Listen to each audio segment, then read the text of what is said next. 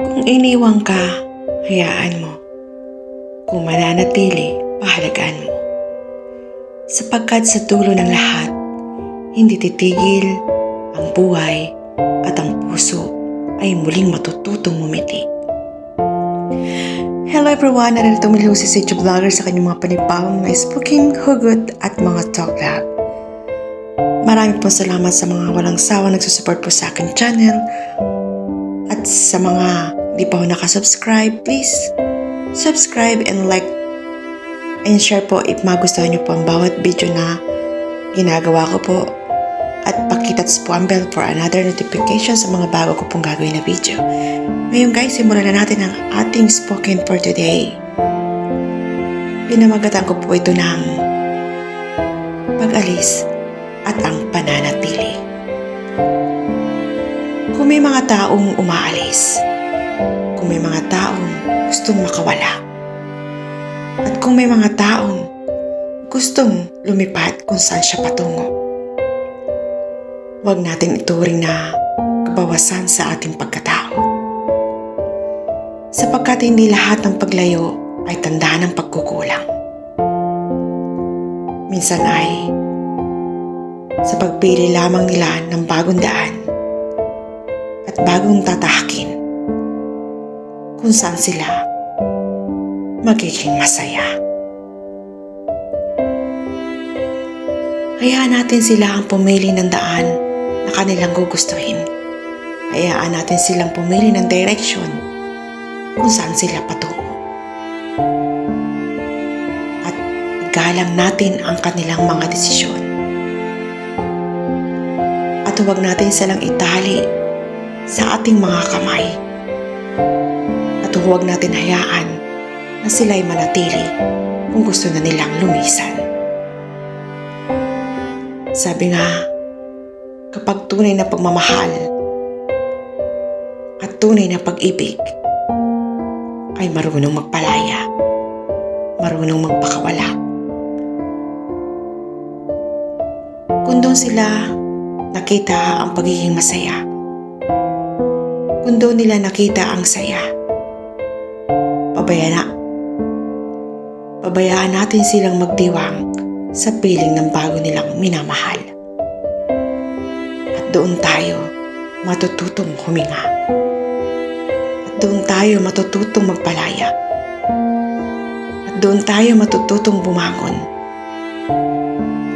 At matututong magpatuloy sa buhay na kung mayroon tayo na malaya para sa Kanya. At sa bawat pintong nagsasara, may bintanang binubuksan. At sa bawat pintong nagsasara, may darating na liwanag. Sa bawat pusong lumilisan, may pusong sadyang mananatili upang tayo ay samahan.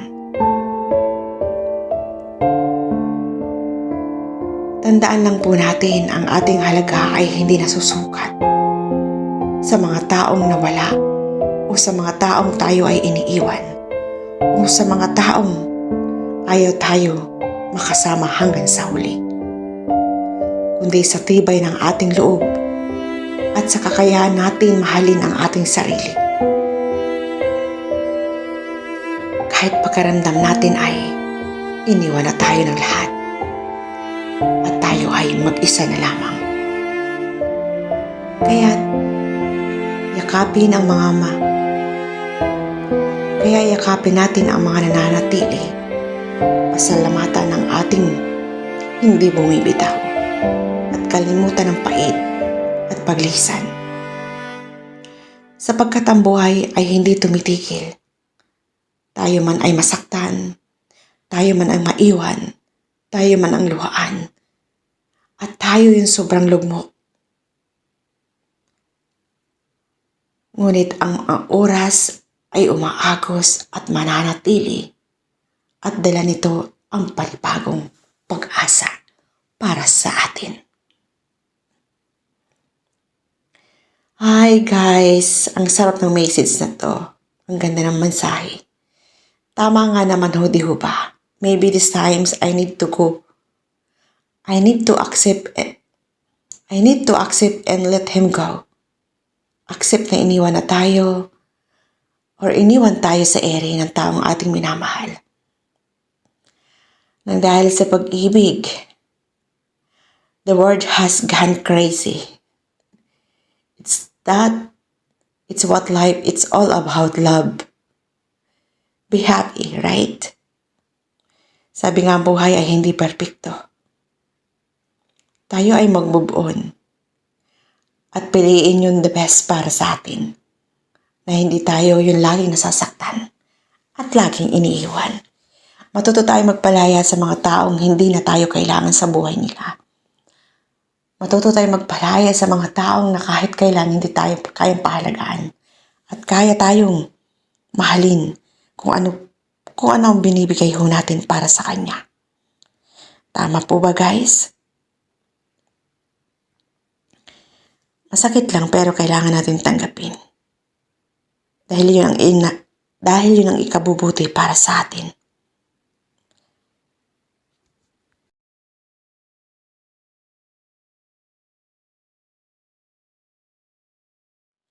Hindi ikaw ang mali kung tuwin ang pagmamahal, hindi ito maghahanap pa ng iba.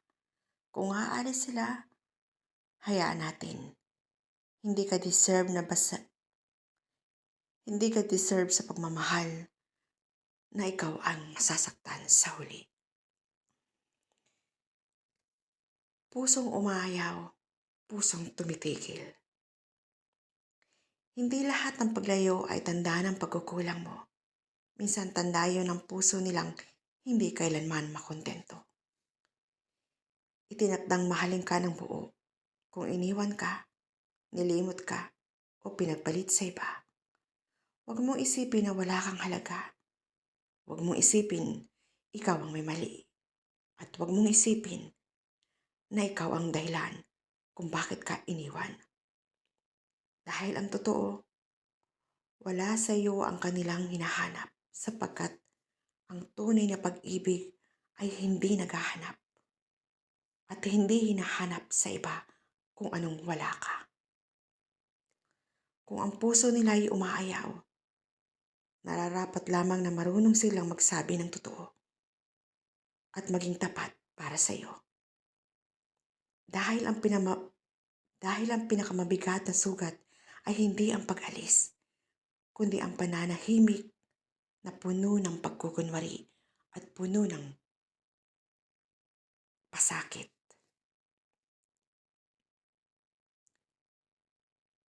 Kaya kung dumating ang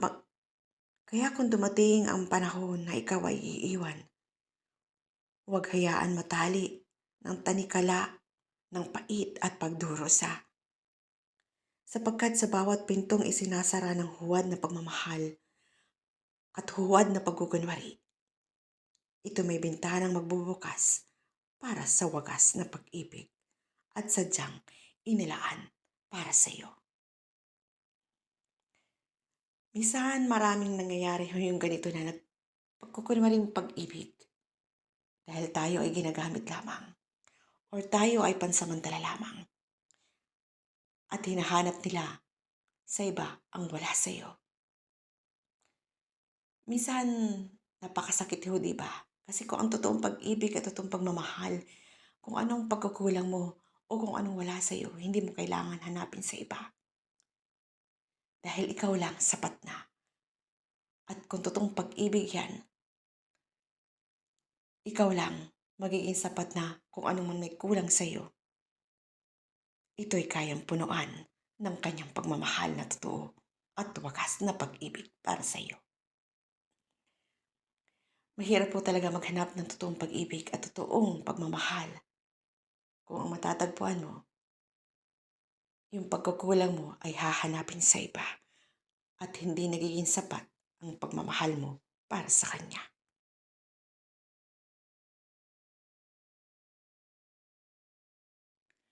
May mga sugat na naiiwan ng kahapon, ngunit minsan may aral din na dala-dala ang bawat sugat.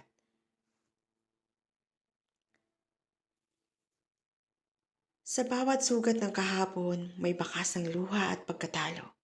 Ngunit sa likod ng bawat sakit, naroon ang aral na naghihintay upang ito'y matuklasan mo. Ang puso'y natututong bumitaw hindi sa alaala, kundi sa naranasan mong pait. Sapagkat tunay na kagalingan ay ang yakapin ang bawat sakit at ang yakapin ang bawat leksyon, hindi ang sukat. Ang nagkasala di man hinga ng kapatawaran, natagpuan pa rin ang daan ng kalayaan. Sapagkat ang pagpapatawad ay hindi regalo sa kanila, kundi biyaya sa sariling kaluluwa. Hindi na bilanggo ang mga alaala, hindi na alipin ng galit at pagkamuhi.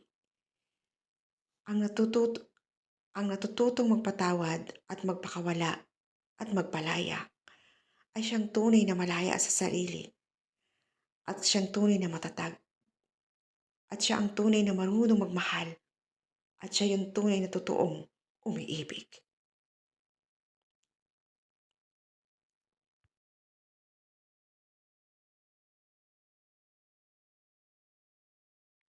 May mga taong darating at lilisan, ngunit ang tunay ay siyang mananatili. May mga tao sa ating landasin na darating, nalilisanin tayo. Muling darating, parang hangin sa baybaying dagat. Dumadaloy, humuhuni, sa kamuling maglalaho. May mga pusong dadalaw sa iyo, dalay galak. Dala ay pasakit, dala ay mga alaala. Ngunit huwag nating ibuhos na sumandig sa taong kagaya nito, sapagkat hindi lahat ay panghabang buhay. Ang tunay na pagmamahal sa hirap at ginawa, sa bagyo o sa pagsubok, sa dilim at liwanag. Hahanapin ka't di ka bibitawan, sapagkat wagas ang kanyang paglingap. Ngunit ang panahon ay sadyang lumilipas at tulad ng mga dahon naglalagas. May mga tao ring pansamantalang nakakasama na sa huli maglalaho at muli ito ay lilisan. Kaya matuto kang magpakumbaba, bitawan ang mga hindi dapat para sa iyo. Sapagkat sa bawat pag-alis at sa bawat pagkawala ay may pinto na biyayang nakalaan sa dulo. Na ang bawat pamamaalam ay paalala lamang na ang tunay ay mananatiling tapat at sa pagtatapos ng lahat ng paglalakbay, ang nakatakda ay siya yung piling magbabalik at muling magbabalik. Hello everyone! Napakamagaganda ho mga mensahe ang nagawa ko po ngayon. Yung dalas po na mensahe ay napakaganda, di ba ba? Sabi nga po may dumarating, may umaalis. May pasakit, may luha, may sakit, ngunit may kasiyahan. May pagkalugmok, ngunit muli ay babangon.